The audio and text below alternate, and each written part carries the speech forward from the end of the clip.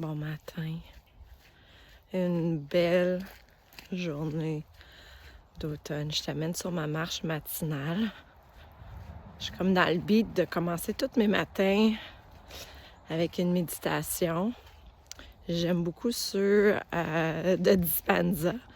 Puis après ça, je vais prendre une marche. Ce matin, j'ai le goût de te partager la blessure suivante qu'on parle pas toujours. C'est la blessure de l'invisibilité. Il y a beaucoup de gens qui ont eu une blessure qui vient de l'enfance d'être invisible.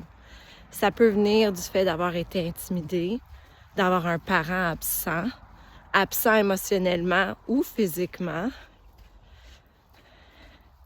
Peut-être la perte de quelqu'un de cher. Mais la blessure d'invisibilité a vraiment un impact parce que la façon que ça peut travailler pour différentes personnes, c'est que ça peut créer, par exemple, une performance, un travail fort. On travaille très, très fort pour être vu, justement. Vu peut avoir le synonyme de reconnu. Puis en même temps, on le sait qu'une blessure, quand une personne, mettons, elle se sent pas entendue ou elle se sent pas reconnue ou genre ma patronne, elle me voit jamais, je travaille tellement fort, puis Colline, ou on peut dire dans notre langage, je me sens ignorée, mon chum m'ignore, mes enfants m'ignorent, ma blonde m'ignore.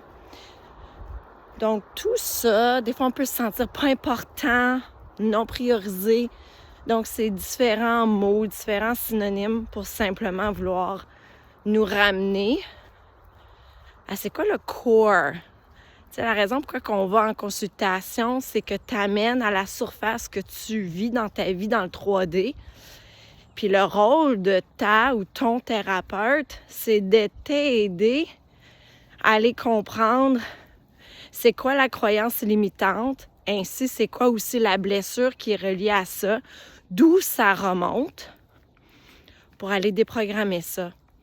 Donc, il y a des gens qui vont parler de leur mal-être, mais si on ne remonte pas dans le temps à comprendre ça a commencé où, ben ça ne changera pas. Fait que tu vas continuer à vivre cette blessure-là, peut-être dans une autre relation, tu vas laisser ton chum, ta blonde, tu vas être tanné pour, en fait, te retrouver dans une situation semblable, que c'est le même bobo. Donc, passe la capsule à des gens que tu penses pourraient avoir cette blessure d'invisibilité-là. Les gens qui ont la blessure de rejet, souvent... Wow, il y a des autos! Hey.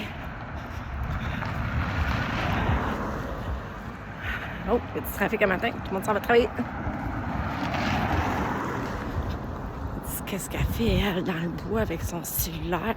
Elle se fait-tu des selfies? Non, je me fais pas des selfies. Notre dialogue interne, en tout cas. Hein? Donc, c'est ça, j'avais cette pensée-là pour vous que je voulais vous partager.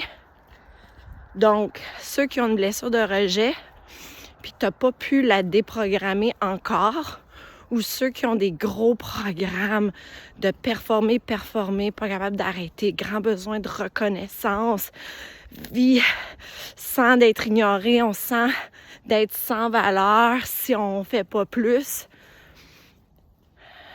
Peut-être même de la culpabilité. C'est souvent des signaux pour t'aider à comprendre qu'une blessure plus profonde qu'on peut aller relâcher. Alors, est-ce que c'est possible que t'ailles, toi, l'invisibilité? L'enfant qui a été dans la cour d'école aussi seul, abandonné, mis de côté, peut avoir. Donc, la racine est dans ton enfance. C'est pour ça que je préconise vraiment les régressions pour aller déloger la racine.